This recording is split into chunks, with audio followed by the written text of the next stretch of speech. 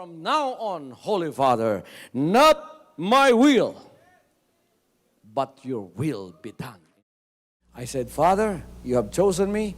Give me the strength to obey. I will follow you no matter what it takes. If you know me, you cannot be neutral about me. Either you will hate me or you will love me. Because there is only one important business in the world. It is the business of salvation.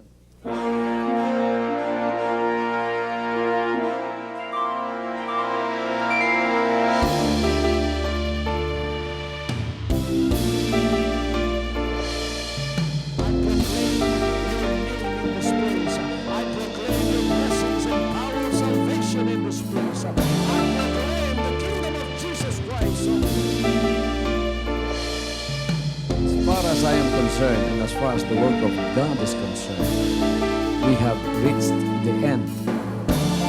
Last September 13, 2003. When you find God, you find His love. Because God is love. Ganon ang pag-ibig ng Panginoon. Walang katapusan na yan ay bumabalik-balik sa atin.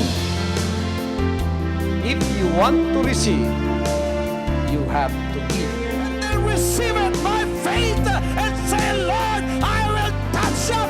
Because the game plan of God was to save us from sin through the power of love. He has completed His salvation, works in the Spirit. After April 13, the door is open for everyone to come. The salvation works of the Father is now completed in me. Salvation is here.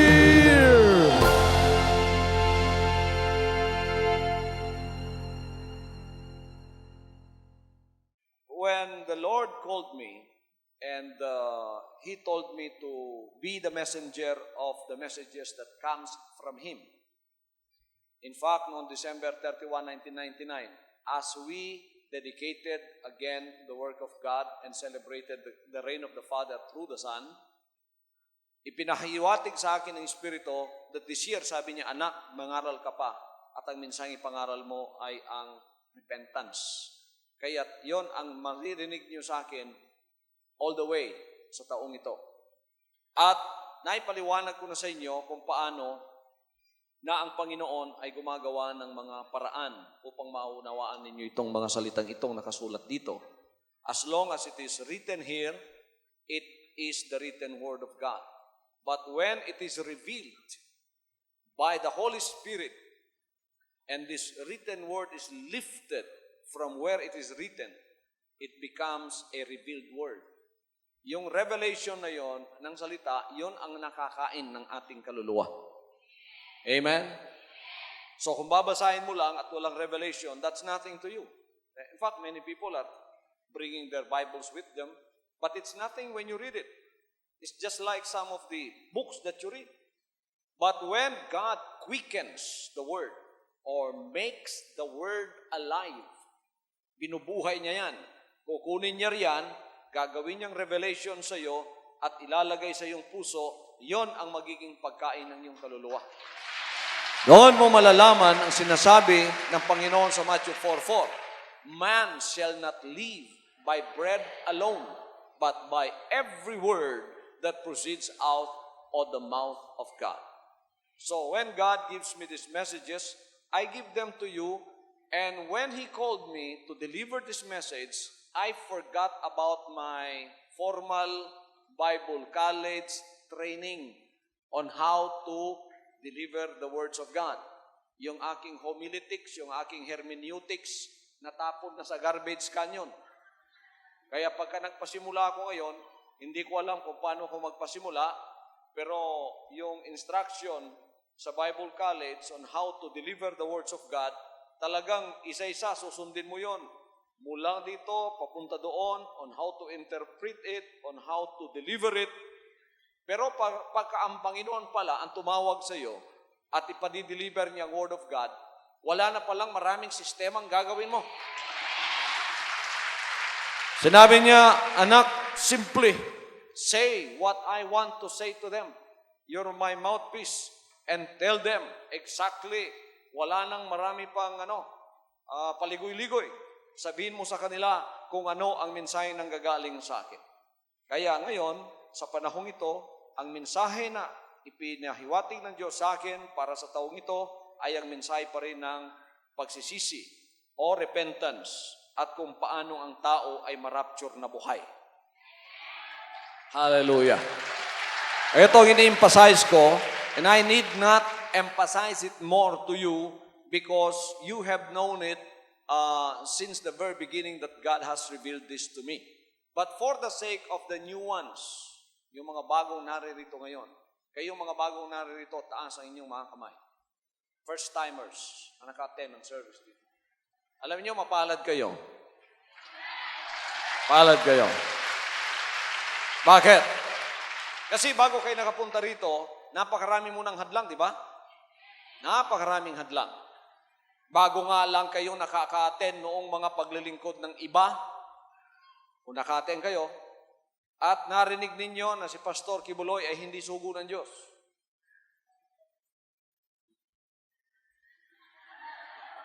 Ito yung kadalasan na nangyayari kasi kaya nalilito yung mga inosente.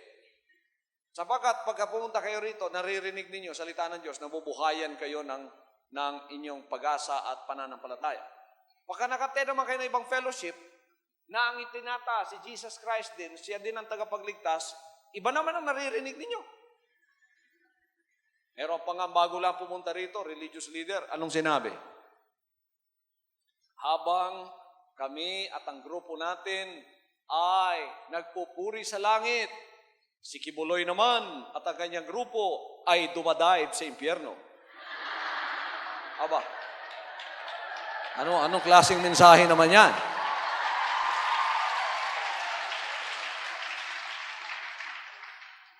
Pagkatapos, para mag-click lang ang mga meetings, kumukuha ng maraming artista, para dumalo ang mga tao.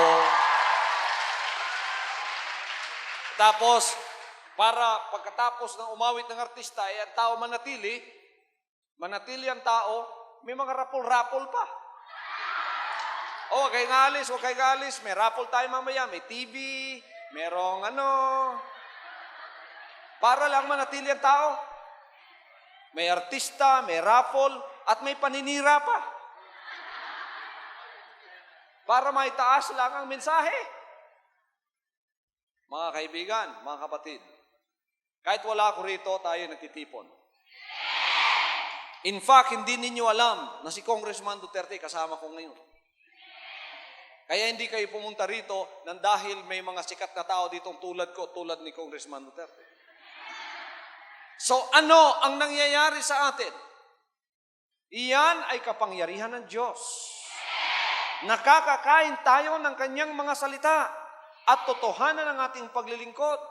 Ito yung sinabi niya sa John 4:24, God is a spirit, and those that worship Him must worship Him in spirit and in truth. No, I'm not against anybody. I'm not against any man. In fact, the Lord said, love your enemy, do good to them that hate you and despitefully use you and persecute you. So we do not hate nobody in a personal basis. What we hate is the works of Satan through religion, through religious leaders. Yung religious leaders na nagmamahal, totoo yun. Pagkapagmamahal ang kanilang theology dala. Because God is love, and those that love knows God. Pero pagka theology of hate, theology of destruction, para lang maniwala ang tao sa iyo, sirain mo pa si Pastor Kibuloy. Na yung grupo namin, nagpupuri sa langit habang si Kibuloy dumadive sa impyerno. Ano bang klase yan? Yan ay maliwanag na panluloko yan. Maliwanag na panluloko. Biro mo, nakikita mo naman, tinataas ko dito, Jesus, hindi naman Lucifer, the name above every name yan.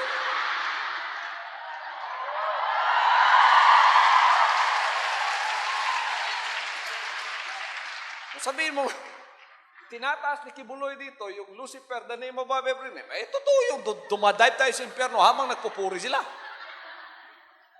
Paano paano mong mapapaniwala ang taong alagad ka sa Diyos kung ganon ang mensaheng dala mo?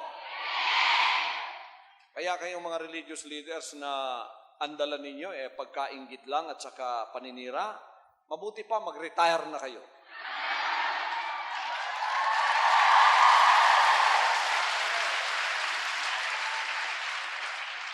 Sabi ko sa isang BSGL natin, bakit gano'n lang kamalignant ang paninira ng religious leader na ito? Ang laki-laki pa naman ng grupo nito sa Pilipinas. Sabi nila, Pastor, dahil po dito sa Hong Kong, naliwanagan ng mabuti yung mga members noon. Kaya hindi lang ninyo alam, silang lahat naririto na sa atin. Hindi ko kasalanan yon. Because I do not convert people. It is God who converts them. My mission is only to preach. What message God has given to me, I will deliver it without fear or favor. And when it is delivered, it's up to you to either accept it or reject it, but you do not lose your freedom of choice. It is up to you to know what is right and what is wrong. Alisin ninyo yung masama. Huwag ninyong tanggapin yung masama. Ang mabuti ang siyang tanggapin nyo. Ngayon, nakakabasa pa nga ako ng dyaryo. Puro mga alagad ng Diyos, nagdidimandahan. Yung isa daw, ang mensahe daw niya, paninira. Yun naman daw ang isa, ang mensahe niya, panluloko. O ito namang isa, magaling na lalaki raw. Dahil siya lang daw magaling sa buong Pilipinas. Kaya't pag kami mga nangangaral na, walang magaling, mas sa kanya. So yung mga ganon, nasa TV. Kaya ito yung minimension ko, sapagkat itong mga tao ito nasa television din. Kaya ito'y sinasabi ko upang ang bansang Pilipinas ay makakita ng tunay na pangangaral ng salita ng Diyos. Hindi tayo nagpapatayo ng sarili natin ito. Hindi tayo nagpapatayo ng sarili. Kahit na wala na ako dito, pagka nakilala ninyo na si Jesus Christ ang tagapagligtas, kahit na wala na ako dito, whether I am the leader or not, sapat na sa akin na malaman kung kayo nakatayo sa katotohanan. Hallelujah! Sapat na sa akin yun. Ngayon nga, sa Pilipinas, mga kapatid, that we have, the Lord has used us to establish this work. I could be absent in the Philippines for 20 years, and this work would roll on and would go on, and it is established as it is. Kahit na hindi na ako pumunta ron, kahit hindi na ako bumalik, basta't na-establish ko na yung pinagagawa ng buhay na Diyos sa akin, na ang tao para maligtas pumasok sa kanyang kaharian at kilalanin si Jesus Christ, ayon sa sa Acts 4:12. Anong sinabi ng Acts 4:12? Sinabi niya rito, there is no other name given under heaven whereby we must be saved. He is the name above every name. He was obedient unto death. That's why God gave him a name which is above every name. That at the name of Jesus Christ, every knee shall bow and every tongue shall confess that Jesus Christ is Lord for the glory of God the Father. I do not build my own. Kaya pagka ang pastor ninyo medyo sinisiraan, panalangin ninyong naninira. Panalangin ninyong na siya'y maliwanagan. Makita ang katotohanan. Kung siya'y tunay na alagad ng Diyos, ako'y tunay na pinadala. Dapat kami magmahalan. Hallelujah!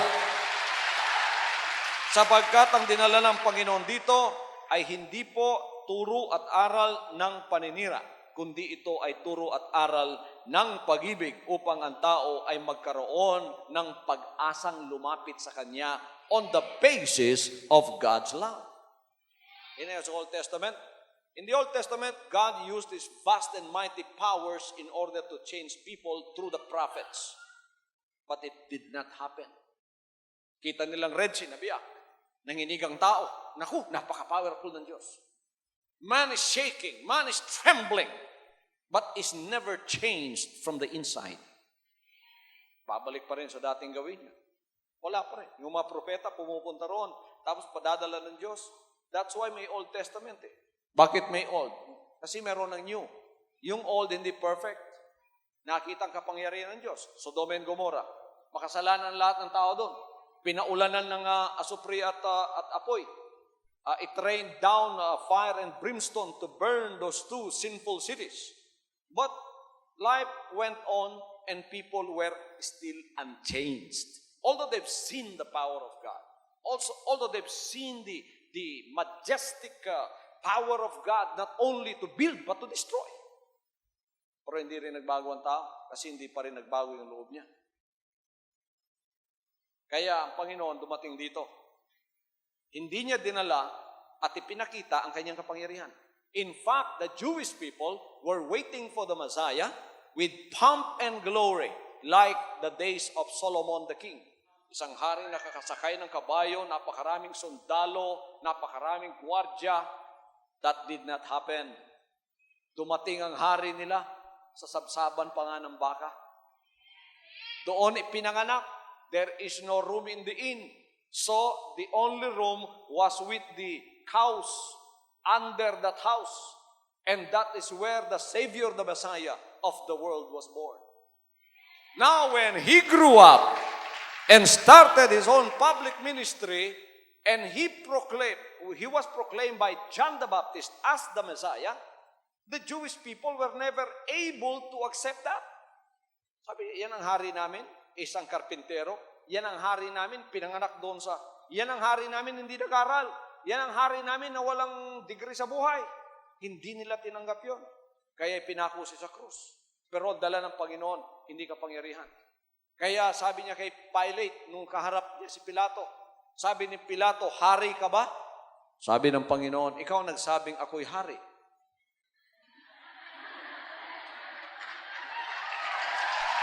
Sinabi niya kay Pilate, sabi niya, ang kaharian ko, kahit ako'y hari, wala dito sa sanlibutan ito. Nandoon, hindi mo lang kung saan. Pero sabi niya, kung gagamitin ko ang kapangyarihan yan, ngayon, lilitaw ang napakaraming anghel at ako ay liligtas sa iyong mga kamay. Why did God not do that? Because that was not His mission. That is Old Testament. Showing God's power for people to change did not succeed. So God, in His own wisdom, came down with the plan. It is called the plan of salvation. Na hindi pupunta siya rito, walang kwenta ang kanyang pagkatao. He went among the poor. Kaya sabi ng Banal na Kasulatan, the Spirit of the Lord God is upon me because He has anointed me to preach the gospel to the poor. Hindi yung mayaman ang unang pinuntahan ng Panginoon. Ha? Hindi ko naman sinasabing ang mga mayaman walang kaluluwa. Hindi lang niya pinuntahan una yung mayaman. Ang pinuntahan niya una yung mga walang pag-asa sa buhay, yung mga dukha. At doon siya nakisalamuha. For the poor, sapagkat doon niya maipapakita ang tunay niyang pag-ibig sa mga maralita, sa mga dukha, sa mga walang sinasabi sa buhay. At doon naipakita ng Panginoon na kahit na siya ay pinako sa krus, ang dala niya ay ang pag-ibig. Tingnan yung pagkakapako niya. Sapagkat may outreach tayo sa Jerusalem, pumunta kami doon sa bay ng Jerusalem. Merong merong tinatawag na Jerusalem thorn. Parang suha, kataas ang tinik. Kinuha ko yon mga kapatid, tininan ko. Ano pala yan vine. Tapos pwede mong kunin yon.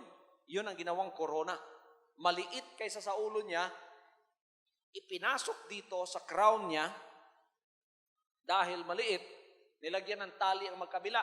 Pagkatapos, hinila ng mga tao. You are the King of Israel, this is your crown. Pagkatapos, mga kapatid, inihiga na siya doon sa krus niya at ipinako.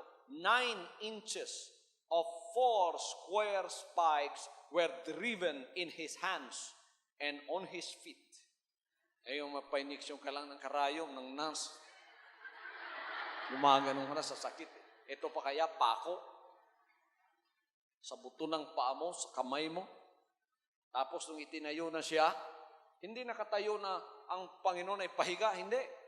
The Roman soldiers are expert on torture. Kaya the cross was slanted slightly forward. It is calculated so that the weight of your body will be held by those spikes in your hand and in your feet. so cruel that you will be hanged there from 12 o'clock to 6 o'clock in the evening.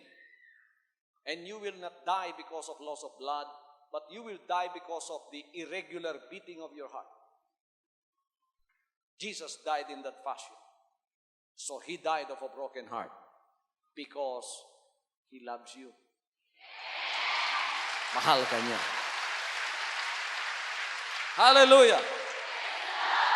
Many of you people, listen to me. Those that are listening to me via the Hour of Truth telecast, because this is nationwide in the Philippines, nakikita ito. Many of you have decided on the basis of fear. People instilled fear in your heart that Kibuloy is of the devil. That's why he's gonna dive in hell. Kaya dito kayo sa akin sapagkat si Kibuloy demonyo, ako ang totoo. You decided on that basis. Madidisappoint kayo. Sapagkat isang araw, baka malaman ninyo ang katotohanan, ma-discourage kayo at mahiya kayong pumunta rito. Sapagkat ang Diyos ay katotohanan. God is true. He said, I'm the way, the truth, and the life. No man goes to the Father but by me. Pagka nalaman ninyo ang katotohanan, siya pala demonyo, ako pala nasa Diyos, ma-discourage kayo. Ma-discourage kayo. So don't decide on that basis. Don't even decide on the basis of the intelligence of the preacher. Many people decided, magaling tong mangangaral namin. Dito na kami. Praise the Lord. Yung palang mga kagalingan yun ay hindi makapagliligtas katagalan. Sapagkat ang kaluluwa mo, you cannot deny it. You cannot deny what your soul is feeling right now. Your soul is not satisfied with intelligence only. Your soul is not satisfied on the basis of deciding on fear. It will not be satisfied. Ma-overcome mo lahat yung katagalan. Baka may makita ka pang mas intelligent pa doon sa pinaniniwalaan mo. Mas magaling to Pag anong-gano ka, para ka na ng langaw na pula ang puwit. Kung saan ka na lang pinapadpad ng hangin ng katalinuhan. Don't decide on that basis. Amen? Don't even decide on the basis of fame. Eto, malaking simbahan to, dito ako. Hindi rin makakapagligtas yun. At ang kaluluwa mo, kahit napakayaman ng pinasukan mo, yung kaluluwa mo, poor pa rin. Ma-feel mo sa loob ng puso mo yun. Wala kang satisfaction. Kaya pagkatapos, dahan-dahan, naghahanap ka na naman. My friends, my brothers and sisters, you decide when you want to serve God and want to follow Him, you have to decide on the basis of love.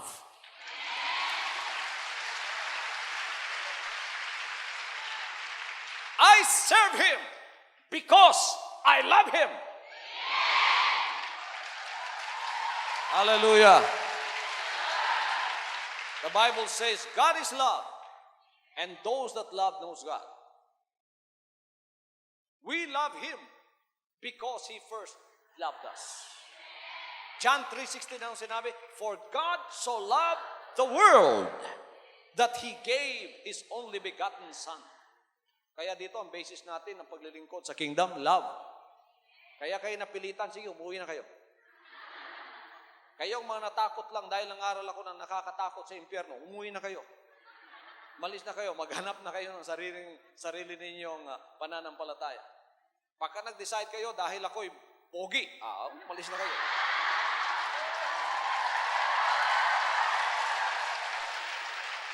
Marami nagsasabi, dito kami dahil sa lahat ng mga ngaral sa TV, ang pinakabata, si Pastor Kibuloy, gwapo pa. Hallelujah.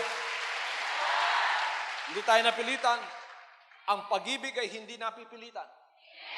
Pag kami mag-asawa, nagsama, at napilitan, anong tawag mo doon? Napikot. Hindi masarap na pagsasama yun. Ang bawa ngayon, pinikot mo yung lalaki. Dahil ang lalaki, pogi, ikaw may pagkakurdapya naman yung mukha mo.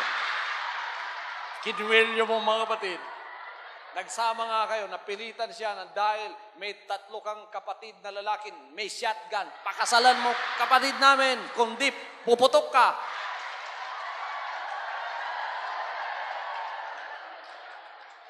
Pero pagkapag-ibig ang dahilan, nako, mga kapatid, kahit sementeryo, kapatid ko si Pastor Joe, wala siya rito. Pero totoo, noong nag-asawa siya, maliit pa ako, nanliligaw yan. Si Pastor Joe, takot na takot yan sa patay. Yung kabaong at patay, yan ang panakot sa kanya. Nanligaw yan sa nung naging asawa niya, yun ang wife niya, na ngayon ay pumanaw, nasa Panginoon na. Gabing-gabi, pupunta yan sa bahay nila, dadaan ng sementeryo.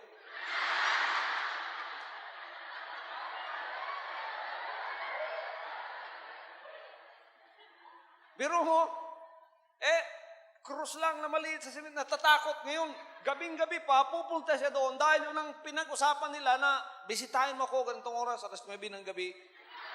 Sabi ko, anong ginagawa mo pagka dumadaan ka sa sementeryo? Sabi niya, nagwiwisel ako. Pero yung buhok daw niya, mga kapatid, nagtaas-taas na. Sinusuong niya yung takot niya dahil namamagitan at mas malabis pa yung pagmamahal niya doon sa magiging asawa niya. Amen. Kaya dito hindi kayo pinipilit. Pagka nabalitaan ninyong kahit wala ako dito, lalo na pag nabalitaan niyo si Pastor Kibol, naririto. Hindi na kailangan ng artista, di ba?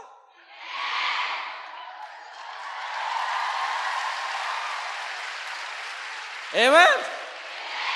Sapagkat sa kalagitnaan ng paglilingkod natin sa kaharian, may pag-ibig.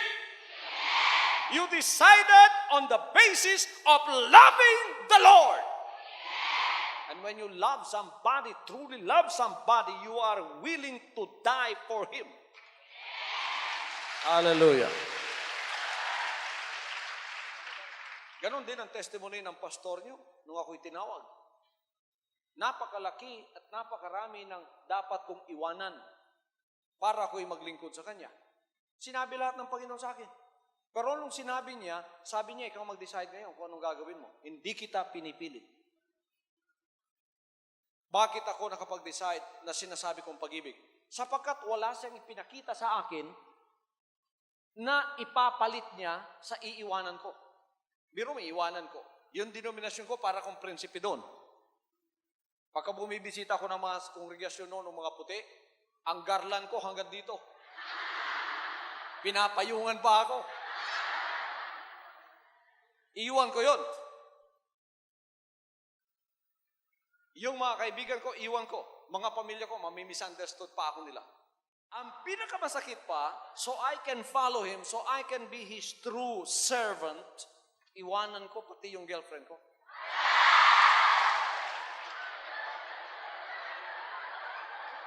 Kung kamukha lang ni Cordapia, mga kapatid, gayon din, iwanan kita, pwede.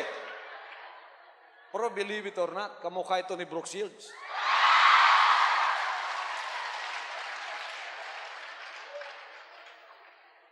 Ang laki ng iwanan mo, kundi mas malaki yung pag-ibig mo sa Kanya, hindi mo maring iwan yan.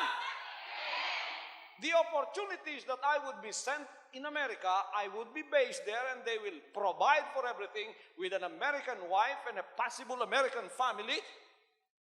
That is all that this denomination can offer and they are all giving it to me. Kung walang pag-ibig na namagitan doon na mas malaki sa ino-offer ng Panginoon sa akin na sumunod ako sa Kanya, ang ipinangako pa naman niya, anak, pagka sumunod ka sa akin, you'll be misunderstood, you'll be rejected, you'll suffer loneliness, lahat. Iwan mo yan. Kung di malaki ang pag-ibig mo sa Kanya, hindi mo gagawa yan. Pero, binalansi ko ang lahat. I decided not haphazardly, but I decided on the basis of eternity and the love of God.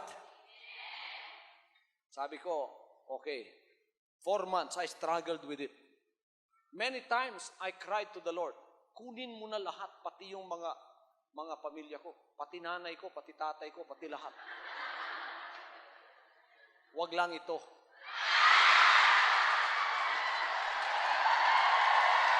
Hallelujah. Para bang nakita ko ang Panginoon sa Garden of Gethsemane, kita niyo yung ipapako sa krus, mamamatay siya ng dahilan sa kasalanan ng tao. Sabi ng Panginoon, He prayed on Gethsemane until the sweat that dropped off His forehead were like drops of blood. Let this cup pass from me. But the Father said, no, you have to take the cup. Jesus 3 times prayed, and 3 times He also said, not my will, but your will be done, O Father. I wrestled for 4 months. Lumuhod. Lord, kunin mo na lahat. Huwag lang ito.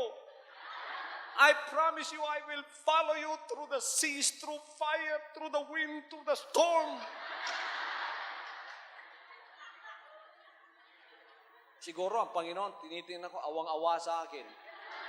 Pero ang pattern, hindi mag-iiba yun eh. Kaya't mga kapatid, pinahiwatig pa rin ng Panginoon sa akin na hindi, anak, dapat ialay mo ang buhay mo sa akin. Lord, bigyan mo ako ng malaking pag-ibig sa puso ko. Then the Lord showed me the rewards of eternity because of the love of God. Tatanda rin ng tao, ang tao'y mangungulubot din. Kung ako'y nag-asawa ngayon, ang aking asawang si Brooke Shields, kulubot na rin ang mukha.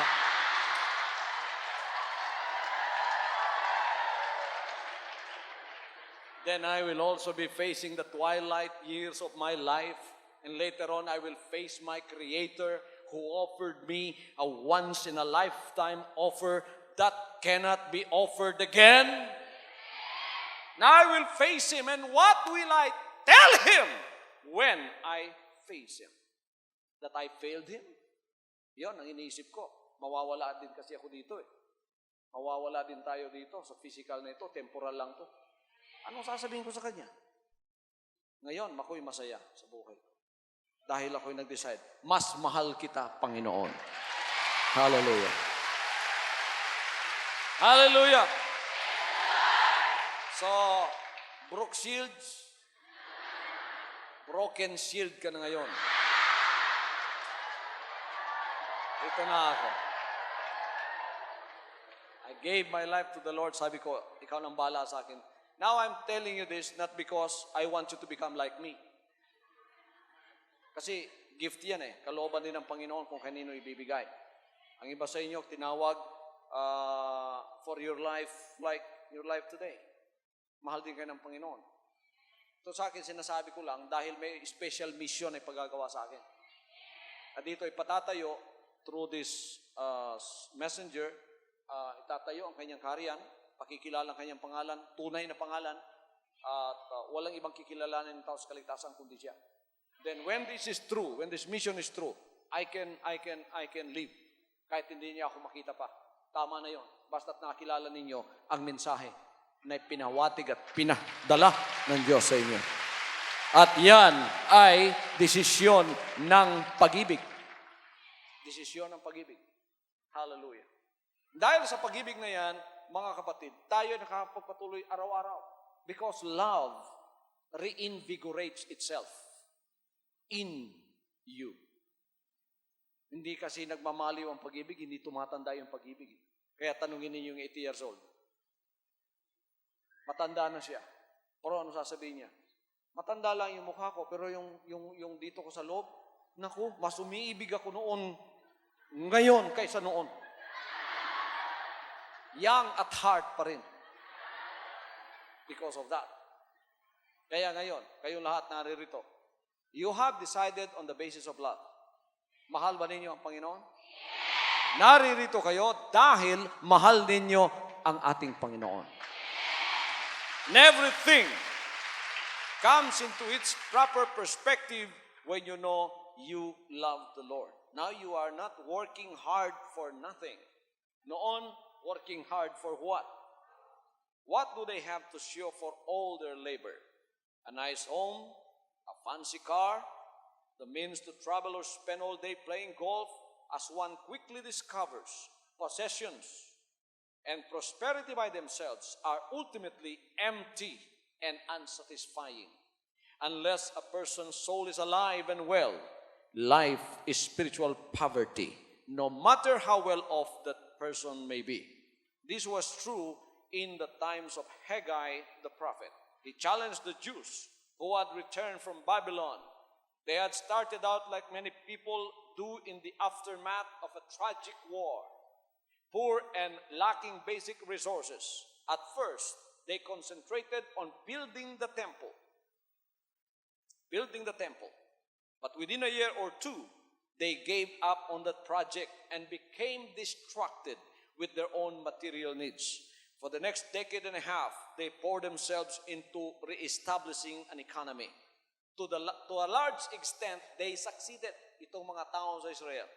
They began to build paneled houses. This is a sign of wealth.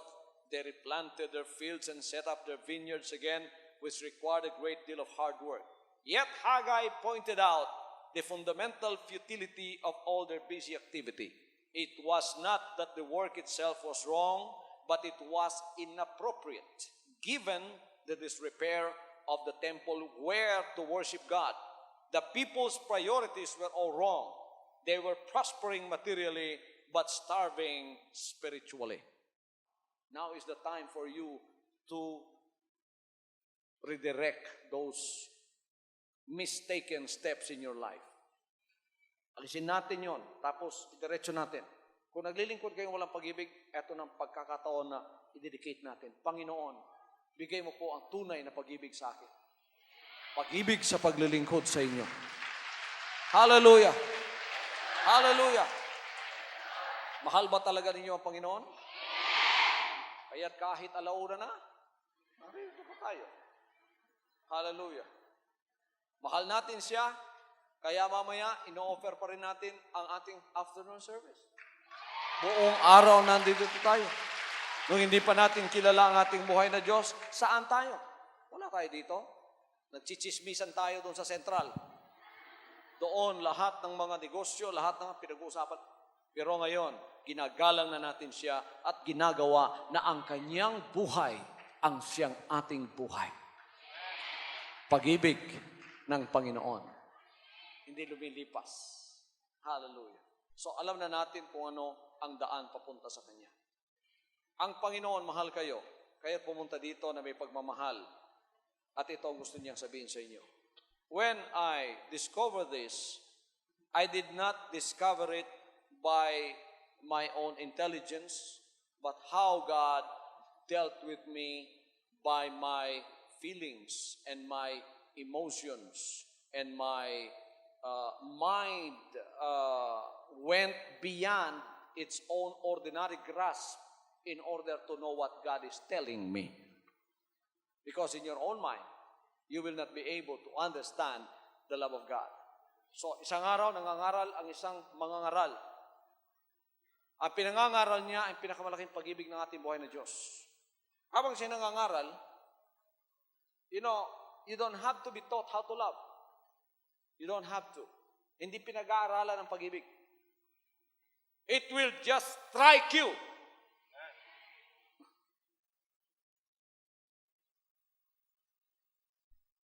Kaya kung minsan may mga nag-uusap sabi niya, ako na in love.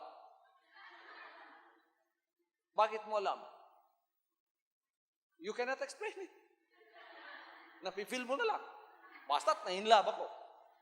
I have fallen head over heels in love with Jesus.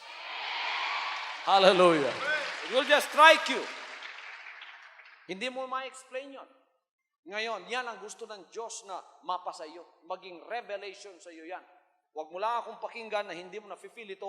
Kailangan ito ay pumasok sa iyo. At kailangan buksan mo ang puso mo upang malaman mo kung ano ang pag-ibig ng Panginoon sa buhay. Tulad ng napakarami ng member ng Kaharian sa mga sandali ito. Papasalamat ako sa Diyos na tayo sa Kaharian ay tinawag ng dahil sa pag-ibig na yan. Hallelujah! Hallelujah! Hallelujah! Hallelujah! Kaya dito, walang napipilitan. Walang napipilitan. Sa Bisaya pa, dire ang nangalagad, way nagmahay. Walang yung nagsisisi o nagbi-blame ng sarili niya, bakit siya nakapasok dito. Wala. Ito na yung sinasabi ng Panginoon na, Thy kingdom come, Thy will be done on earth. Kasi sa langit ganon.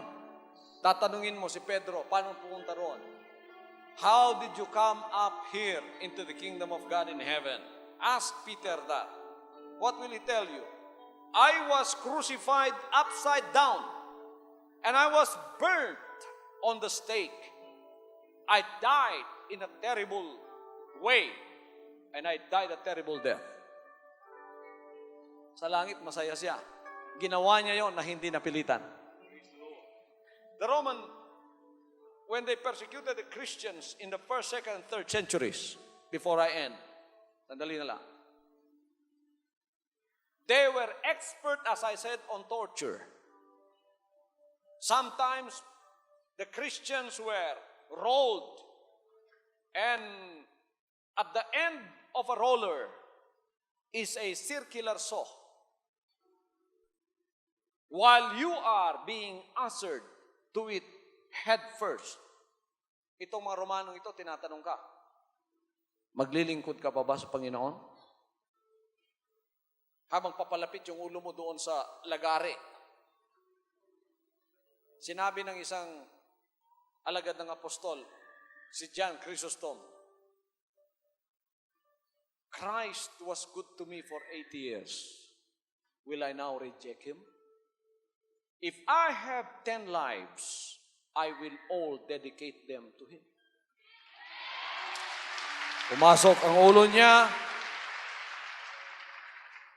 at nabiyak, nagtalsikan ang kanyang utak, ngunit masaya pa rin siya. Ang iba naman pinahiga sa lupa with a pole driven above their head for their hands to be tied upwards. Horses were tied on both feet facing the opposite directions. Pinatakbo yung kabayo habang nakatali ang pamot, nakahiga ka sa lupa. Parang barbecue ang tao. Nabibiak. Buhay. They offered it to God. Ay ba naman tinapon on wild animals, lions and tigers who were not fed purposely for 3 months. Tapon ka doon.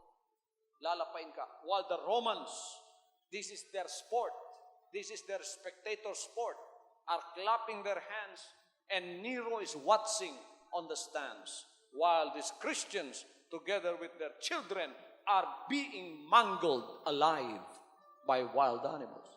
But they are singing, Christ is the answer. Hallelujah. Hallelujah. How can you do that without the love of God? And this is a love that cannot be understood by human mind. It is called the love that passes all understanding. Amen? Ay ba pinuputol, ang iba tinatapon sa kumukulong langis? They offered it to the Lord. Tapos nasa langit silang lahat ngayon. Kung tatanungin mo sila roon, masaya sila. Sapagkat ang pagpasok nila roon, hindi sila napilitan at wala silang sinisi sa kanilang paglilingkod. Hallelujah. Bago ako matapos, babasahin ko itong isang ito sa inyo at ito ang aking ipababaon sa bawat isa. Sinabi ng Panginoon dito, through the Apostle Paul, Romans 8:35. Who shall separate us from the love of Christ? Shall tribulation, or distress, or persecution, or famine, or nakedness, or peril, or sword? As it is written, for thy sake we are killed all the day long. We are accounted as sheep for the slaughter. Nay, in all these things we are more than conquerors through Him that loved us. For I am persuaded that neither death, nor life, nor angels, nor principalities, nor powers, nor things present, nor things to come, nor height, nor depth, nor any other creature shall be able to separate us from the love of God which is in Christ Jesus our Lord. Nothing shall separate us from the love of Jesus Christ our Lord. Hallelujah. Hallelujah. We remember what he said. Fear not those that kills the body, but are not able to kill the soul. Sabihin ko sa inyo kung siyang katatakutan, he that has power to kill the body and has power to throw your soul to hell. Sinabi niya, him you will fear. Now we are not deciding on the basis of that fear. Fear na ikaw ay mapunta sa impyerno. Fear na ikaw ay mamamatay na walang kaligtasan. Hindi. We have decided on the basis of love. Hallelujah. We love him. That's why nothing shall be able to separate us from that love. Hallelujah. Hallelujah. Hallelujah. Tumayo tayong lahat, mga kapatid. You can come over and give your life. Rededicate that life to him right now. Hallelujah. Purihin natin siya sa mga sandali. Ialay ang inyong buhay sa Kanya. Hallelujah. Hallelujah. Hallelujah. Oh, hallelujah. Hallelujah. Hallelujah.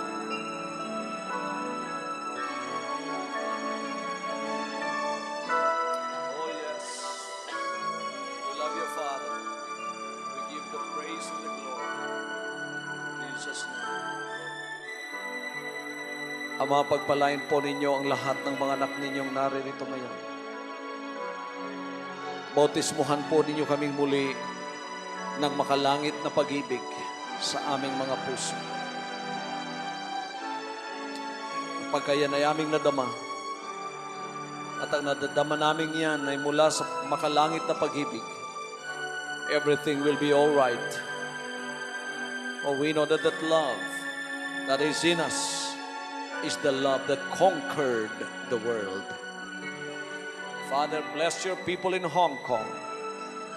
Bless all the PCMBSGL. Bless all the visitors today. Bless everyone that is present in this auditorium right now. Oh, we praise you and we love you. We give you the praise and thanksgiving. Kayo nasa sa harap ng inyong mga television sets, habang nakahawak kayo inyong mga kamay sa television set na yan, ang pag-ibig ng Panginoon na dumaloy sa krus ng Kalbaryo ay siyang pag-ibig na magpapagaling sa iyo. Lalahanin mo, mahal ka ng Panginoon at ibabalik niya ang pag-ibig na yan nang dahil sa nawalan ka ng pag-ibig, nagkasakit ka.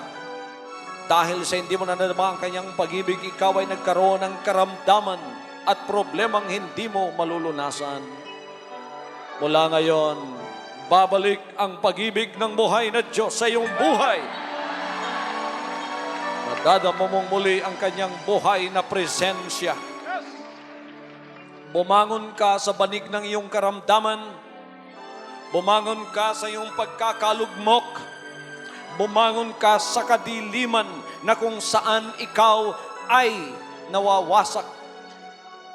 Bumangon ka at tanggapin ang kaliwanagan, tanggapin ang pag-ibig, tanggapin ang kagalingan at milagro ng iyong kasagutan. In the name of Jesus Christ, let this love of God be in you and in your heart. Hallelujah. In Jesus' name. Purihin natin ang ating buhay na Diyos. Hallelujah, hallelujah. Hallelujah, hallelujah.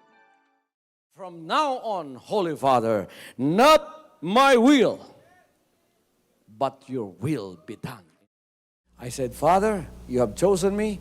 Give me the strength to obey. I will follow you no matter what it takes. If you know me, you cannot be neutral about me. Either you will hate me or you will love me. Because there is only one important business in the world. It is the business of salvation.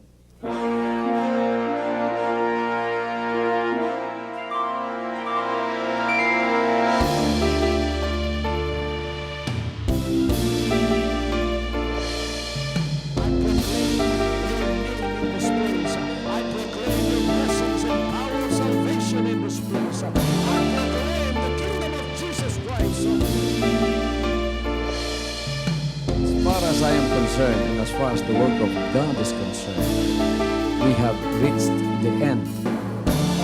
Last September 13, 2003. When you find God, you find His love. Because God is love. Ganon ang pag-ibig ng Panginoon. Walang katapusan na yan ay bumabalik-balik sa atin. If you want to receive, you have to give. Receive it by faith and say, Lord, I will touch up. Because the game plan of God was to save us from sin through the power of love. He has completed. His salvation works in the Spirit. After April 13th, the door is open for everyone to come. The salvation works of the Father is now completed in me. Salvation is here.